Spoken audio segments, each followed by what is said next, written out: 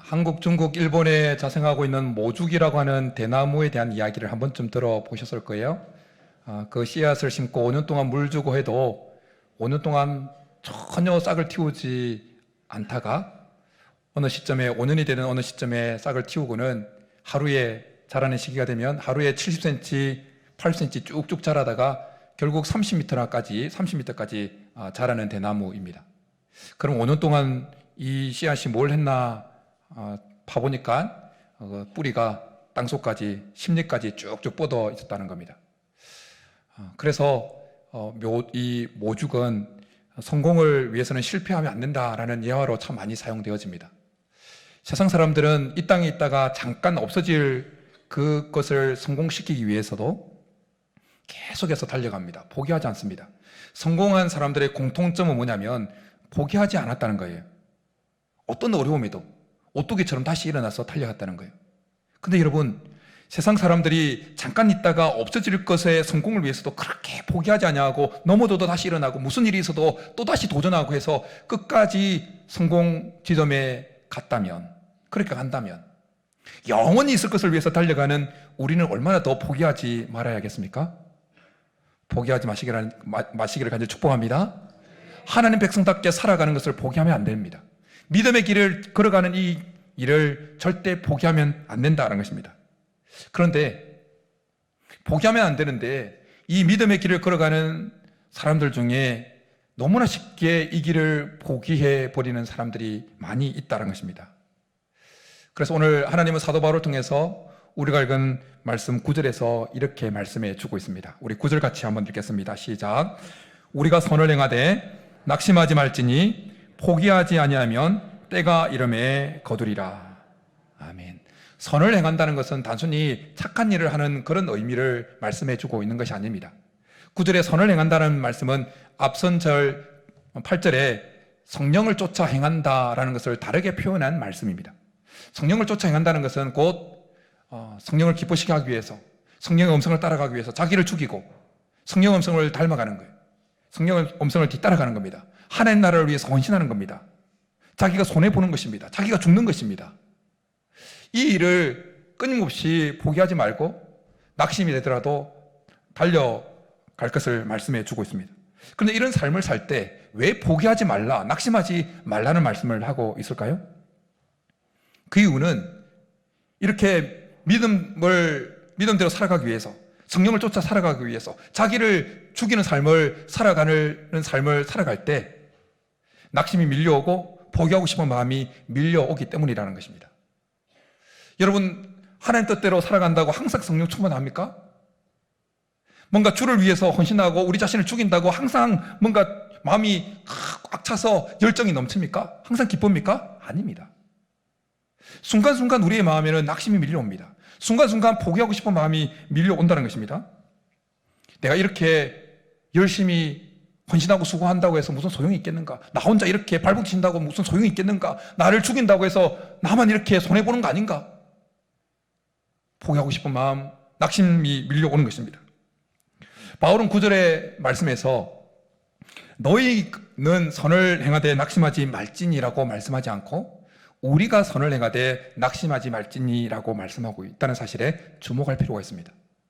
너희가 아니라 우리가 라고 표현하고 있습니다. 이게 무슨 말인가 하니 사도 바울 자신도 이 지금 서신을 쓰고 있는 성령의 감동하심을 입어서 갈라디아 교인들에게 지금 낙심하지 말고 포기하지 말라고 권면하고 있는 이 말씀을 쓰고 있는 바울 자신의 마음속에도 낙심이 밀려왔었고 포기하고 싶은 마음이 밀려왔었다는 거예요. 그래서 사도 바울은 고린도후서 1장에서 이런 고백을 해요. 형제들아, 우리가 아시아에서 당한 환난을 너희가 모르기를 원하지 아니하노니 힘에 겹도록 심한 고난을 당하여 살 소망까지 끊어지고 우리는 우리 자신이 사형 선고를 받은 줄 알았으니. 아무리 믿음 좋아 보이는 사람 그 마음속에도 낙심이 밀려온다는 거예요. 항상 웃고 있는 듯한 사람의 마음속에도 포기하고 싶은 마음이 밀려온다는 거예요. 열심히 주를 위해서 살아가는 듯해 보이는 그 사람 속에도 낙심이 밀려오고 포기하고 싶은 마음이 밀려온다는 거예요. 그래서 사도 바울은 자신까지 포함해서 이 믿음의 길을 걸어가면서 성령을 쫓아가면서 자기를 죽이는 삶을 살아가면서 포기하지 말고 낙심하지 말아야 될 것을 강력하게 권면해 주고 있는 것입니다. 우리의 믿음 생활을 종종 마라톤에 비유합니다. 이 마라톤에서 출발하는 것도 중요하고 중간에 잘 뛰어가는 것도 중요한데 더 중요한 것은 뭡니까? 완주하는 것입니다. 결승점까지 도달하는 것입니다. 이 믿음의 경주를 느리게 가더라도 완주해야 되는 것입니다. 다른 사람들처럼 그렇게 뭐 대단한 일을 하지 못해도 완주해야 되는 것입니다. 빠르게 가지 못해도 완주해야 하는 것입니다. 결승점에 도달해야 우리를 기다리시는 예수님을 만날 수가 있는 것입니다. 그래서 예수님이 이렇게 말씀합니다. 끝까지 견디는 자는 구원을 받으리라. 포기하지 마시기를 간절히 축복합니다. 그렇다면 우리는 어떻게 하면 우리 마음에 순간순간 밀려오는 그 포기하고 싶은 마음을 뿌리치고 계속해서 이 믿음의 길을 끝까지 완주할 수 있을까요? 어떻게 우리 속에 밀려오는 그 낙심을 이겨내고 끝까지 주님 앞에 설 수 있을까요? 오늘 우리가 읽은 본문 속에서 두 가지 비결을 발견하게 되어집니다. 첫 번째, 포기하지 않을 수 있는 첫 번째 비결은 심은 대로 거둔다는 사실을 늘 의식하며 사는 것입니다. 7절과 8절 말씀입니다. 같이 한번 읽겠습니다. 시작. 스스로 속이지 말라. 하나님은 업신여김을 받지 아니하시나니 사람이 무엇으로 심든지 그대로 거두리라. 자기의 육체를 위하여 심는 자는 육체로부터 썩어질 것을 거두고 성령을 위하여 심는 자는 성령으로부터 영생을 거두리라. 스스로 속이지 말라는 것은 미혹을 받지 말라는 것입니다. 속지 말라는 겁니다. 그러면 누구에게 속지 말라는 겁니까? 누구에게 미혹을 받지 말라는 겁니까? 사단에게, 마귀에게 미혹을 당하지 말라, 속지 말라는 거예요. 사단은 거짓의 아비입니다. 거짓말하는 겁니다. 우리를 속인다는 겁니다. 그럼 뭘 속지 말라는 거예요? 뭘 미혹당하지 말라는 겁니까? 긍정적인 면에서, 부정적인 면에서 다 속지 말아야 될 것이 있습니다. 그것은 뭐냐면 우리가 아무렇게 살아도 영생을 얻을 수 있다라고 하는 잘못된 생각에 속지 말라는 거예요. 세상 사람들처럼 똑같이 살아도 우리가 천국에 갈 수 있다는 그 잘못된 생각에 속지 말라는 거예요. 단순히 교회 다니고 있다는 사실만으로 세상 사람들과 똑같이 살아가면서도 천국에 갈 수 있다는 그 잘못된 생각에 속지 말라라는 것입니다. 바울은 성령의 감동하심을 입어서 데살로니가전서 5장에서 이렇게 말씀합니다. 그들이 평안하다, 안전하다 할 그때에 임신한 여자에게 해산의 고통이 이름과 같이 멸망이 갑자기 그들에게 이르리니 결코 피하지 못하리라. 이 데살로니가 5장의 말씀을 받고 있던 그들은 어둠 속에 늘 거하면서 스스로에게는 평안하다, 안전하다, 나는 천국에 갈 수 있어, 그렇게 착각하고 있었다는 거예요.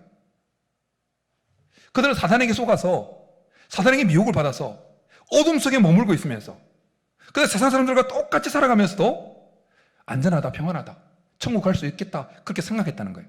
만약 그들이 심은 대로 거둔다는 사실을 의식하며 살았다면, 그들이 계속해서 어둠에 머물고 있게 된다면, 계속 그들의 삶에 어둠을 심는다면 결국 멸망을 거둘 수밖에 없다는 사실을 의식했다면 그들은 그 어둠 속에서 빨리 벗어나려고 했을 겁니다.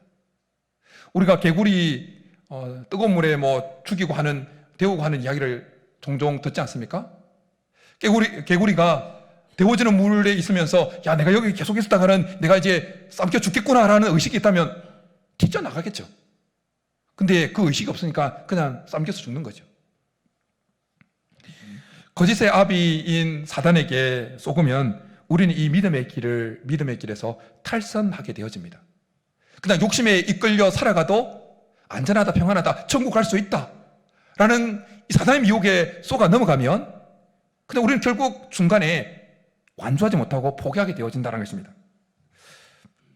세상 사람들과 똑같이 살아도 천국 갈 수 있다, 이건 정말 쏟고 있는 것입니다. 그러나 심은 대로 거두게 되어진다는 사실을 알게 되어지면 사단이 아무리 미혹해와도 넘어가지 않습니다. 결국 끝까지 믿음의 길을 완주할 수 있는 것입니다. 근데 안타까운 사실은 교회를 다니는 사람들 중에 하나님을 믿지 않는 사람들과 똑같이 생활하면서 단순히 교회를 다니고 있다는 사실 외에는 일상에서 세상 사람들과 똑같은 생활을 하면서도 천국 갈 수 있다고 생각하는 사람들이 교회 다니는 사람들 중에 의외로 많다는 것입니다. 삶의 방식도, 삶의 모습도, 삶의 목표도 교회 다니는 것 외에는 세상 사람들과 교회 다니지 않는 사람들과 그냥 별반 차이가 없이 살아가도 천국에 갈 수 있다고 생각하고 살아가는 것은 사단에게 쏟고 있는 것입니다. 하나님은 한 번도 성경 어디에서도 교회를 출석하고 있으면 천국 갈 수 있다고 말씀하신 적이 없습니다. 속지 마십시오. 한 번도. 삶의 목표와 그냥 교회만 출석하고 있지, 세상 사람들처럼 이 땅에서 어떻게 하면 잘 먹고 잘 살까? 어떻게 하면 노후가 안전할까? 행복한 노후가 안전될까? 어떻게 하면 자식들 잘 되게 할까? 오직 이 땅에 속한 것만 관심을 쏟고 살아가는 사람, 그냥 교회를 다니고 있다고 천국 갈 수 있다? 절대 하나님은 그런 말씀을 하신 적이 없습니다.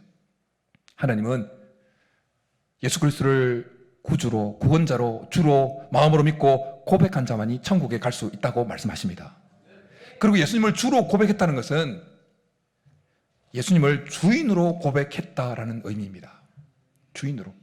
그렇다면 예수님을 주로 고백했다고 하는 그 고백이, 예수님을 주인으로 고백했다는 그 고백의 진정성을 어떻게 알 수 있을까요? 그 사람의 삶을 보면 됩니다. 예수님을 주로, 주인으로 고백했다고 말하는 그 사람의 고백이 정말 진정한 고백이었는지, 아니면 그냥 입에 발린 고백이었는지를 알려고 한다면 그 사람이 정말 예수님을 주인으로, 그리고 자기를 예수님의 종으로 그렇게 인정하고 살아가는 모습이 있는지를 보면 된다라는 것입니다. 사도 바울이 성령의 감동하심을 입어서 로마서 10장에서 사람이 마음으로 믿어 의에 이르고 입으로 시인하여 구원에 이른다는 말씀을 할 때에, 그 말씀은, 이 고백을 하는 자는 자기 생명을 담보로 하고 해야 했던 고백이었습니다. 자기 생명과 맞바꾸면서 해야 했던 고백이, 주를, 예수 그리스도를 큐리오스라고, 주라고, 황제가 주가 아니라, 황제가 자기의 주인이 아니라 예수 그리스도가 자기의 주인이라고, 큐리오스라고 고백했습니다. 그래서 초대교회 정말 생명과 맞바꾸면서 예수님을 주라고, 주인으로 고백했기 때문에 초대교회 성도들은 순교 현장에서 사자의 밥이 되어지고 화형당하고 하면서도 부인하지 않을 수 있었다는 것입니다. 그런데 이 시대에 예수님을 구원자로 주로 고백했다고 하는 많은 사람들 중에 주인 대신 우리 예수님이 죽으라고 하는데도 죽지 않는 사람들이 참 많이 있습니다. 주인 대신 예수님께서 날마다 자기를 부인하라고 하는데 자기를 부인하는 것에 대해서는 전혀 감심이 없는 사람들이 많이 있다는 것입니다. 여전히 자아가 시퍼렇게 살아서 자기가 주인 되어서 주인 대신 예수님의 말씀을 따라가지 않는 사람들이 많이 있다는 것입니다. 그냥 자기 만족을 위해서 살아가는 사람들이 많이 있다는 것입니다. 그 사람들의 신앙 고백은 진정한 고백이었다고 말할 수가 없는 겁니다. 그런 분들이 천국에 갈 수 있다? 저는 그런 분들에 대해서 퀘션 마크를 붙입니다. 교회에서 봉사하는 것보다 더 중요한 것이 뭐냐면 자기를 계속해서 죽이는 것입니다. 자기를 죽이는 거예요.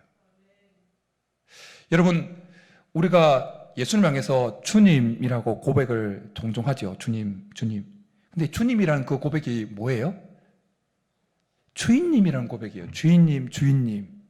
근데 정말 우리의 의식 속에 주님이라는 이름을 부를 때 주인님이라는 그 의식을 가지고 주님의 이름을, 그 호칭을 부릅니까? 정말 주님이라는 그 호칭 안에 주인님이라는 의식이 담겨 있다고 생각하고 주님이라고 부른다면 우리는 감히 예수님을 향해서 주님이라는 표현을 잘 못 부를 거예요. 그래서 기도하다가 문득 이 의식이 없는데 우리 소사절교회 다니는 성도님들에게는 이제는 예수님을 향해서 주님이라고 호칭하지 못하게 만들고 주인님이라고 호칭하게 만들까라는 생각을 했어요. 주인님. 이번 주에 한번 해보십시오. 예수님을 향해서 주님이라는 호칭 대신에 주인님, 이 표현을, 이 호칭을 예수님에 대해서 써보십시오. 삶이 달라질 거예요. 분명히 달라질 겁니다. 그런데 여전히 주님이라는 호칭을 부르면서도, 예수님을 향해서 주님이라는 호칭을 부르면서도 주인이라는 예수님이 주인이라는 의식 없이 부르니까 그냥 자기가 시퍼렇게 주인이 되어서 자기 마음대로 살아갑니다. 자기를 죽이지 않습니다. 그런 자는 여전히 자기 육체를 위해서 심는 자인 것입니다. 오늘 8절에서 자기 육체를 위해서 심는 자는 육체로부터 뭘 거둔다고 그럽니까? 썩어질 것을 거둔다고 말씀합니다. 썩어질 것은 성령을 위해서 심는 자가 거두는 영생과 반대되어지는 개념으로 말씀되어진 겁니다. 영생이 무엇입니까? 영원히 사는 것입니다. 천국 가는 것입니다. 그러면 썩어질 것은 무엇입니까? 영생하는 것과 반대되어지는 것이에요. 그러면 뭐예요? 지옥 가는 거예요. 교회 생활을 해도, 교회를 다녀도 육체를 위해서 심는 자는 뭐예요? 지옥 간다는 거예요. 예수님 마태복음 22장에서 천국 비유를 말씀하시면서 결혼 말씀을 하십니다. 결혼 비유, 혼인잔치 비유를 하십니다. 그곳에서 예수님이 이렇게 말씀합니다. 청함을 받은 자는 많되 택함을 입은 자는 적으니라. 우리가 이 말씀을 들으면서 오해하는 것이 하나 있습니다. 뭐냐면 청함을 받은 자는 전도를 받은 사람들이고, 교회에 나오십시오, 예수 믿으십시오 받은 사람이고, 택함을 받은 자는 이제 교회에 들어온 사람이라고 생각한다는 것입니다. 오해하고 있는 거예요. 잘못 알고 있는 거예요. 청함을 받는 사람은 예수 믿으십시오, 교회 나오십시오 초청받은 사람 맞아요. 근데 거기까지는 맞아요. 근데 택함을 받은 사람은 누구냐? 교회에 나온 사람이 아니에요. 하나님부터 천국행 판결을 받은 사람이 택함을 받은 자예요. 그러기에 예수님 뭐라고 말씀하신다고요? 청함을 받은 사람은 교회 온 사람도 포함되어지고 교회에 나오지 않은 사람도 다 포함되어져요. 그런데 택함을 입은 자는 적다고. 그러기에 교회 안에 아무리 사람들이 버글버글 해도 천국행 받을 사람이 뭐요? 많다 적다? 적을더라는 거예요. 왜 적을까요? 왜 적을냐고요? 교회 들어와서 교회를 다니지만 실제 삶에서는 세상 사람들과 똑같기 때문에 예수님을 주로 고백했지만 주인님으로 고백하는 것이 아니라 여전히 자기가 시퍼렇게 살아서 자기 마음대로 성질 부리고 자기 마음대로 살아가는데, 자기를 죽이지 않는데 과연 그가 예수님을 주로 고백했다고 볼 수 있습니까? 사람이 마음으로 믿어 예수님을 구원자라고 주라고 마음으로 믿고 입으로 시인해야 구원에 이른다고 말씀하는데, 그렇게 하지를 않았는데 어떻게 천국 갈 수 있냐는 겁니다. 그러니 교회 안에서 마지막 날에 천국행 판결을 받을 자가 적을 것이라는 것입니다. 제가 왜 여러분들에게 겁주려고 이 말을 하는 것 같습니까? 아닙니다.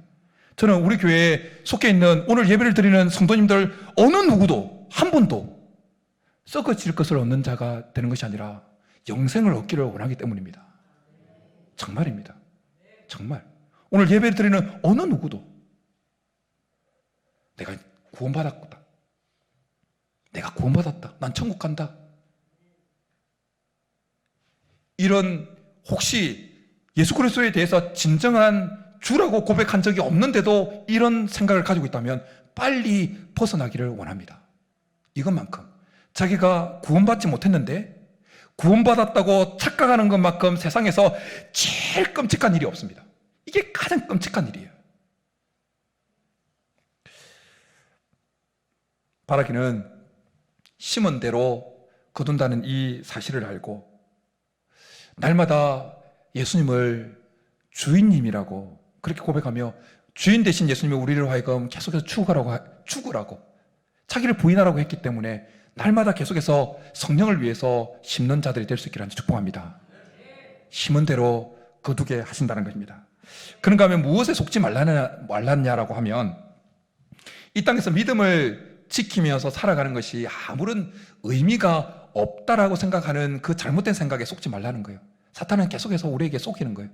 너가 그런 믿음대로 살아도 아무 쓸모 없어, 의미 없어. 그렇게 속이게 만드는 그 속임에 속지 말라는 거예요. 우리 자신을 예수님이 죽으라고 했으니까 성질 퍽퍽 나도 속으로 꾹 참으면서 자기를 죽이는 것이 자기만 어리석게 여겨지는 그 잘못된 생각에 속지 말라는 거예요. 속으로 자기를 죽이고 하는 것이 결코 어리석은 행동이 아닙니다. 주님을 따라가는 길이에요. 그것이 성령을 위하여 심어도 물질과 에너지가 우리의 시간을 들여도 이건 다 사라져버리는 것이야 라고 생각하는 그 잘못된 생각에 속지 말라는 거예요. 여러분, 심은 대로 하나님은 거두게 하십니다. 반드시 좋은 것으로 거두게 하실 것입니다. 우리가 이 사실을 알 때 악인의 형통을 부러워하지 않을 수 있습니다. 우리가 믿음의 길을 걸어가면서 혹 우리의 마음에 상처를 입고 오해를 받고 모욕을 당한다 할지라도 에이 더러워하고 내팽개치지 않는다는 거예요. 여전히 십자가 붙들고 이 믿음의 길을 뚜벅뚜벅 걸어갈 수 있게 되어진다는 것입니다. 그렇게 될 수 있기를 축복합니다. 포기하지 않을 수 있는 두 번째 비결로 제시되어지는 것은, 오늘 본문에서 제시되어지는 것은 하나님의 심판을 계속 의식하며 사는 것입니다. 하나님의 심판의 때가 있다는 사실을 늘 의식하며 사는 것입니다. 우리 9절 말씀 같이 한 번 더 읽겠습니다. 시작. 우리가 선을 행하되 낙심하지 말지니 포기하지 아니하면 때가 이름에 거두리라. 이 9절에 보면 때가 이름에라는 표현이 등장합니다. 헬라어에서 때를 나타내는, 시간을 나타내는 단어가 두 단어가 있습니다. 하나는 크로노스이고 하나는 카이로스입니다. 한번 좀 들어보셨을 거예요. 크로노스는 그냥 일반적인 시간이에요. 그냥 시간을 따라 쭉쭉. 지금 11시 42분 이 시계에 표시되어지는 이런 시간을 크로노스라고 그럽니다. 그냥 달력에 따라 흘러가는 그 시간을 크로노스라고 그래요. 그런데 카이로스는 의미 있는 시간, 한정된 시간을 가리킬 때 사용되어지는 단어가 바로 카이로스입니다. 뭔가 배우자와 만나서 결혼한 의미 있는 그 시간, 자녀가 태어난 시간, 혹은 아픔을 가져졌던 사별하는 그런 시간, 그런 자기 인생에 뭔가 한정되어지지만 의미 있는 그 시간을 가리킬 때 카이로스입니다. 이 9절에 때가 이럴 때라는 그 표현의 때에는 카이로스라는 단어가 사용되어졌어요.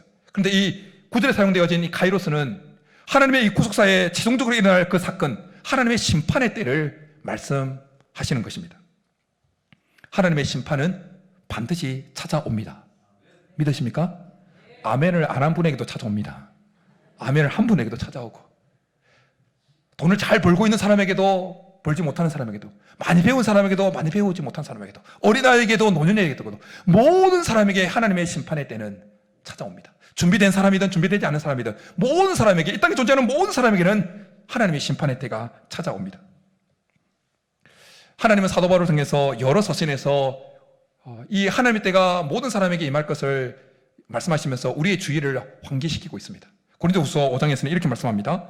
이는 우리가 다 반드시 그리스도의 심판대 앞에 나타나게 되어 각각 선악간에 그 몸으로 행한 것을 따라 받으려 함이라. 바울이 고린도후서 5장에서 우리라는 표현을 씁니다. 그 말은 지금 편지를 쓰고 있던 바울과 그의 일행도 하나님의 심판대 앞에, 그리스도의 심판대 앞에 서게 될 것을 말씀하고 있다는 것이에요. 요즘 새벽에 제가 새벽 강단을 지킬 때는 스바냐서를 살펴보고 있습니다. 스바냐서의 주제는 하나님의 날, 여호와의 날, 곧 심판의 날이 주제입니다. 그 본문에 새벽에 나오시는 분들은 들었을 거예요. 조금 중국되는 부분이 있습니다. 여호와의 날은 모든 사람에게 임한다는 거예요. 그런데 중요한 사실은 그 여호와의 날, 그 심판의 때는, 심판은 어디서부터 시작되어지느냐면 이방인들이 아니라, 하나님을 모르는 이방인들이 아니라 하나님께서 자기 백성으로 택한 유대인들로부터 시작되어진다는 거예요. 그리고 에스겔 선지자를 통해서 그 하나님의 심판이 그 유대인들로부터, 하나님 택한 자로부터 시작되어진다는 말씀을 이렇게 해주고 있습니다.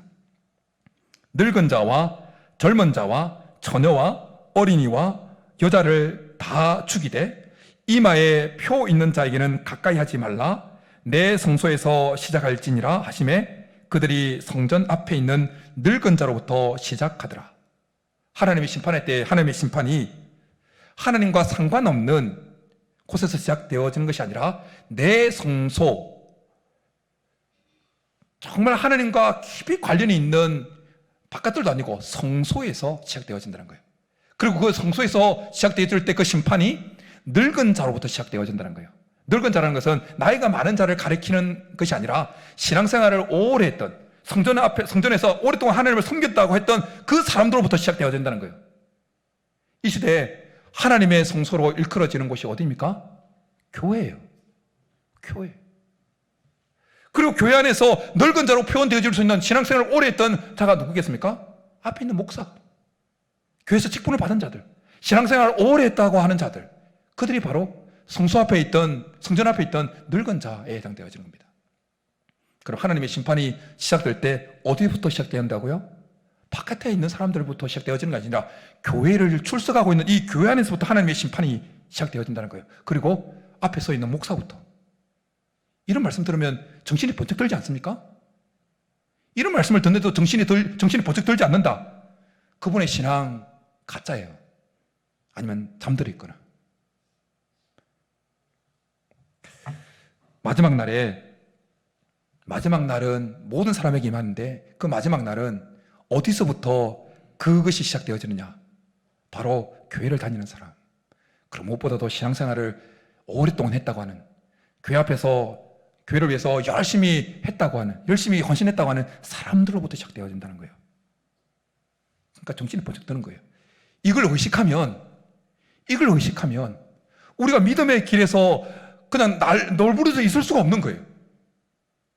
그냥 한눈 팔 수가 없는 거예요. 근데 여러분, 하나님의 이 때, 하나님의 심판에는 양면성이 있습니다. 양면성. 그것은 뭐냐면, 예수님을 주로 고백했다고 하지만 여전히 자기 자아가 시퍼렇게 살아서 여전히 자기가 주인으로 살아가는 사람, 육체를 위해서 심는 자에게는 정말 여호와의 날은 그 사람에게 심판의 날이 될 것이지만, 그러나 그의 신앙의 입술의 고백대로 그의 삶에서도 자기를 죽이고 힘들어도 꾸역꾸역 그 십자가 길을 걸어가고 손해를 봐도 마음의 상처를 입어도 자존심의 상처를 입어도 꾸역꾸역 속으로 눈물을 삼키면서 십자가 길을 걸어가는 사람에게는 그날은 위로의 날, 하나님이 보상해주는 날이 될 것이다 라는 것입니다. 오늘 바울은 성령의 감동을 입어서 9절에서 그때 이 카이로스를 말씀할 때 그 때는 긍정적인 면에서의 하나님의 때를 말씀하신 겁니다. 어려운 가운데서도 낙심이 밀려옴에도 불구하고 포기하지 아니하고 성령을 위해서 계속 심는 자, 그에게는 하나님의 위로와 눈물을 닦아주심과 보상이 있을 것을 기대하는 마음으로 그 때가 이른다는 말씀을 하고 있는 것입니다. 우리 성도님들 중에는 신방을 하다 보면 정말 믿음을 지키기 위해서 정말 목사의 눈에 눈물이 맺히게 하는 믿음의 삶을 살아가는 성도들이 있습니다. 지난 상반기 때 목장별 신방을 하면서 좀 멀리 떨어져 있는 분 개인적으로 밤늦게 이제 모셔다 드리고 집 앞까지 들어가서 축복 기도를 해줄 때 제 속에 눈물이 맺혔어요.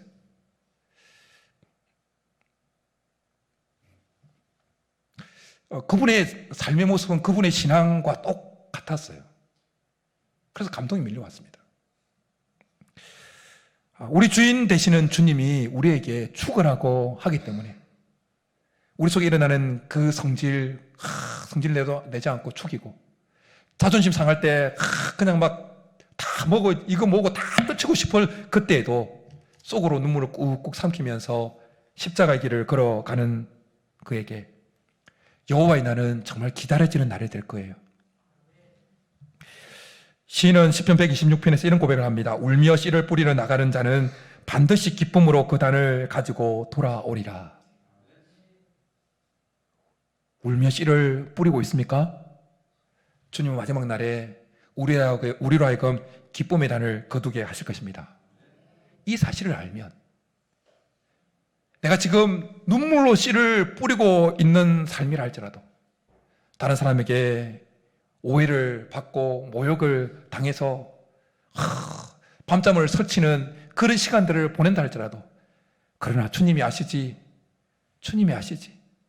저 사람들은 몰라도 주님 아시지.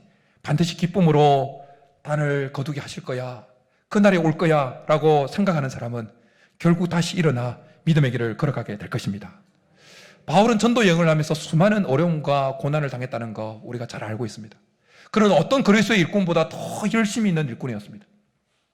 그는 수없이 복음을 전하다가 수없이 옥에도 갇히고 매도 맞고 동족의 위험, 강의 위험, 여러 가지 강도의 위험을 당했습니다. 잠을 자지 못하는 때가 많았습니다. 춥고 배고프고 굶주리고 헐벗고 하는 때가 많았습니다. 그런 외적인 아픔은 그렇다 치고 그 내부적으로도 본인이 개척했던 그 교회의 성도들로부터 모함을 당하고 손가락질을 당하고 조롱을 당하고 모욕을 받았습니다. 고린도 교회 성도들은 바울에게 이런 모욕을 계속해서 험담을 했습니다. 아니, 편지는 뭔가 힘이 있고 무기가 있는 것 같은데 그 만나서 보면 말도 시원치 않고 뭔가 별 볼 게 없어. 외경에 보면 바울의 외모에 대해서 적어 놓은 게 있는데 오늘날 기준에서 보면 정말 바울의 외모는 대머리였고 볼 게 없어서요. 아주 왜소하고. 그러니까 사람들에게 별로 뭔가 풍채가 좋아요. 그렇잖아요. 근데 그렇지 않았다는 거예요. 바울도 사람이었으니까 얼마나 자존심이 상했겠습니까? 얼마나 힘들었겠습니까? 우리 중에 예수님을 믿고 따라가면서 바울이 겪었던 그 상처와 아픔과 그 마음의 자존심 상한다면 과연 몇 명이나 예수님을 계속해서 끝까지 따라갈 수 있겠습니까? 우리는 누군가가 우리의 자존심을 조금만 건드려도 금방 상처를 입고 버럭 화를 냅니다. 그런데 자아가 시퍼렇게 살아있으면서 바울처럼 그렇게 모욕을 당하고 조롱을 당하고 자존심이 팍팍 그냥 뭉거뜨려 진다면 자아가 시퍼렇게 살아있는 사람이 과연 끝까지 이 믿음의 길을 완주할 수 있겠습니까? 쉽지 않을 거라 생각되어집니다. 바울이 그렇게 수많은 모욕과 조롱과 자존심이 상하는 일을 당했음에도 불구하고 자기의 생명을 조금 더 귀한 것으로 여기지 않냐고 계속해서 믿음의 길을 끝까지 달려갈 수 있었던 이유는 심판의 때를 늘 의식했기 때문이었어요. 하나님이 아신다. 이 사람들은 몰라도 하나님이 아신다. 다른 사람은 몰라도 하나님이 보고 계셨다. 이게 있으니까 끝까지 달려갈 수 있던 거예요. 그래서 바울은 그가 죽기 전에 마지막으로 썼던 디모데 후서에서 이런 믿음의 고백을 하고 있습니다. 내가 선한 싸움을 싸우고 나의 달려갈 길을 마치고 믿음을 지켰으니 이제 우리는 나를 위하여 의의 면류관이 예비되었으므로 주 곧 의로우신 재판장이 그날에 내게 주실 것이니 내게만 아니라 주의 나타나심을 사모하는 모든 자에게니라. 주님을 따라가면서 남모르게 흘리는 눈물이 있어야 마지막 날 주님이 눈물을 닦아주시죠. 주님을 따라가면서 손해보고 해서 내 성질대로 팍 하고 싶은데 주님이 나의 주인 되신 주님이 죽으라고 부인하라고 그래서 속으로 눈물을 꾹꾹 삼킨 그 눈물이 있어야 마지막 날에 주님이 눈물을 닦아주실 게 있죠. 근데 주님을 따라가면서 교회 신앙생활하면서 내 성질 그대로 다 부리고 화나는 대로 다 부리면 된다면 시퍼렇게 자아가 살아있는 모습 그대로 한다면 마지막 날에 주님 앞에 섰을 때 주님 앞에 닦임을 받을 눈물이 있겠냐고요.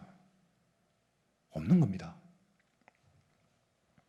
주님을 위해서 손해를 보고 한 것이 있을 때 정말 주님의 오심이 위로가 되어지는 거예요. 바라기는 오늘 예배에 참석한 우리 모두가 시몬대로 거둔다는 이 사실과 하나님의 심판의 때가 있다는 이 사실을 항상 의식하며 살아갈 수 있기를 간절히 축복합니다.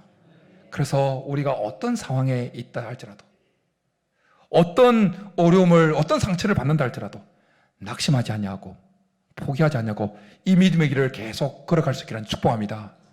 우리의 주인님 되시는 예수님이 우리에게 죽으라고 했기 때문에 자기를 부인하라고 했기 때문에 성질대로 고집 피우지 않냐고 자아가 시퍼렇게 살아있지 않냐고 계속해서 자아를 죽여가며 우리 자신을 죽여가며 주님을 기쁘게 맞이할 수 있는 저와 여러분이 될 수 있기를 주님의 이름으로 축복합니다. 이 시간 우리 말씀 생각하면서 선한 능력으로 주의 선한 능력으로 우리를 안으실 것을 기대하면서 주님의 날을 고대한다고 고백하며 말씀 생각하면서 찬양하고 기도하며 나가겠습니다.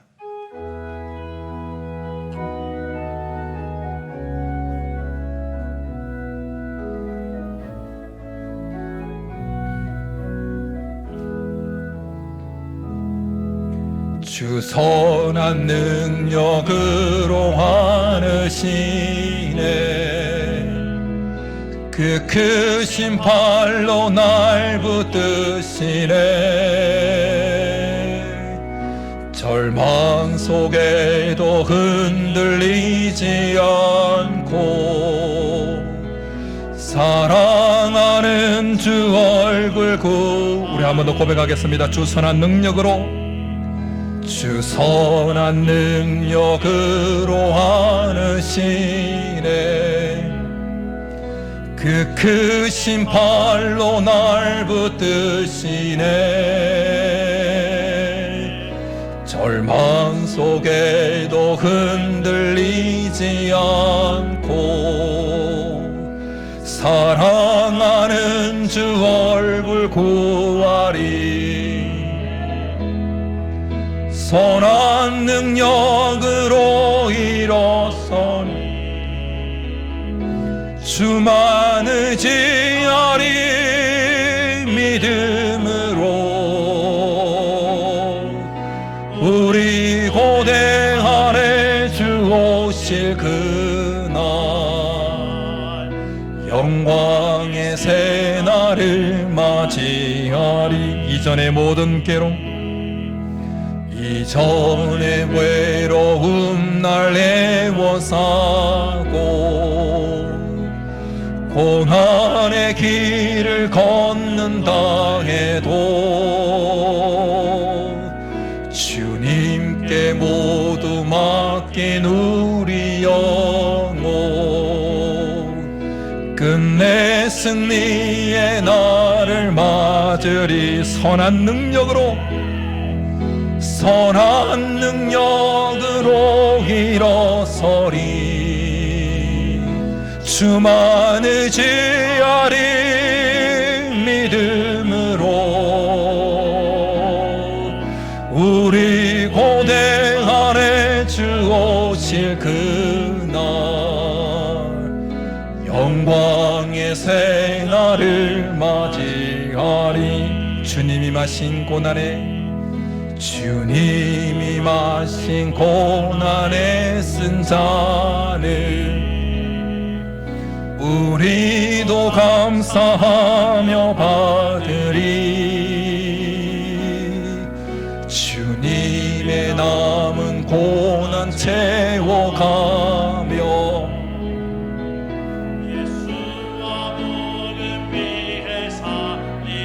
주 선한 능력으로 일어서리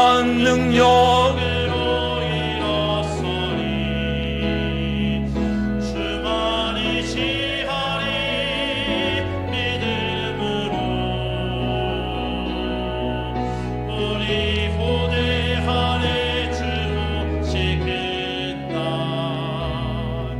승리의 새날을 맞이 선한 능력으로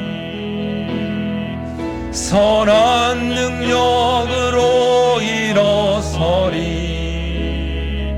주만 의지하리 믿음으로 우리 고대 아래 주 오실 그날 승리의 새날. 우리 마지막으로 한 번 더 선한 능력으로 일어서리 주만 의지하리 믿음으로 우리 고대 아래 주 오실 그날 승리의 새날을 맞이하리. 승리의 새날을 맞이하리. 이 시간 우리 말씀 생각하면서 같이 기도하며 나가겠습니다. 심은 대로 거두게 하십니다. 성령을 쫓아 살아가기 위해서 모함을 당하고 오해를 받아서 자존심의 상처를 입고 절망되고 낙심이 밀려온다 할지라도 속으로 눈물을 삼키며 살아간다 할지라도 심은 대로 거두게 하실 그 하나님을 언제나 기억하게 하시고, 그리고 주님이 마지막 날에 오셔서 우리의 눈에서 눈물을 닦아주시고 우리의 눈물을 주의 병에 담으시고 상급으로 가져다 주실 그날을 기대하며 어떤 상처를 받음에도 불구하고 어떤 환난과 어려움에도 불구하고 이 길을 포기하지 아니하고 끝까지 믿음의 길을 완주하게 도와달라고, 선한 능력으로 우리를 일으켜달라고, 주의 선한 능력으로 우리를 안아달라고, 주께서 도와달라고 우리 주여 한번 부르고 기도 나가겠습니다. 주여, 살아계신 하나님, 심은 대로 거두게 하시는 하나님, 믿음의 길을 걸어가면서 손해를 보고 눈물을 속으로 삼킨다 할지라도 하나님께서 심은 대로 거두게 하실 것이기에 성령을 쫓아 살아가는 자들 영생을 거두게 하실 것이기에, 그리고 마지막 날 그 때가 이르러 주님의 위로와 우리의 눈물을 닦아 주심이 있을 것이기에, 이 길을 포기하지 않도록, 이 믿음의 길을 걸어가는 것을 포기하지 않도록 이 시간에도 선한 능력으로 우리를 안으시고 선한 능력으로 우리를 일으켜 주옵소서. 주님이 마신 고난의 잔을 우리도 감사함으로 마칠 수 있는 믿음을, 주님의 남은 고난을 함께 채워갈 수 있도록, 예수와 복음을 위해 살아갈 수 있도록 우리에게 은혜를 베풀어 주옵소서. 우리에게 능력을 베풀어 주옵소서. 하나님, 주님이 우리에게 계속해서 죽으라고 말씀하셨기에, 주인님 되신 예수님이 우리에게 죽으라고, 우리를 부인하라고 말씀하시기에, 끊임없이 힘들어도 눈물을 삼키더라도 하나님, 우리가 계속해서 우리 자신을 죽이며 주의 명령을, 주인님의 명령을 따라 살아가겠습니다. 선한 능력으로 우리를 붙들어 주옵소서.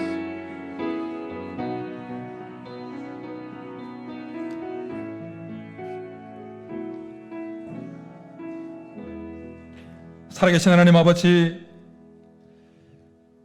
믿음을 지키기 위해서 여러 가지 어려움 속에서도 뚜벅뚜벅 눈물을 삼키며 이 믿음의 길을 걸어가고 있는 사랑하는 성도들을 주께서 위로하여 주시고 심은 대로 거두게 하실 것이기에, 육체를 위하여 자기를 죽이며 끊임없이 이 믿음의 길을 걸어가게 도와주옵소서. 그래야 먼 훗날 주님이 오시는 그날 우리의 눈에서 눈물을 닦아주시며 우리를 위로하시고 싸매어 주실 것을 기대하며, 어떤 어려운 순간에도 이 믿음의 길에서 포기하지 않게 도와주옵소서.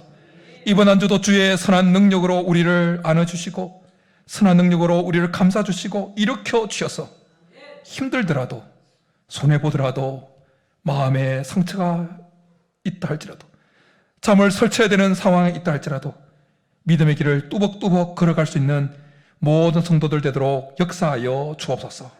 그렇게 주시기를 간절히 바라고 나오며 예수님의 이름으로 축복하며 기도드립니다. 아멘.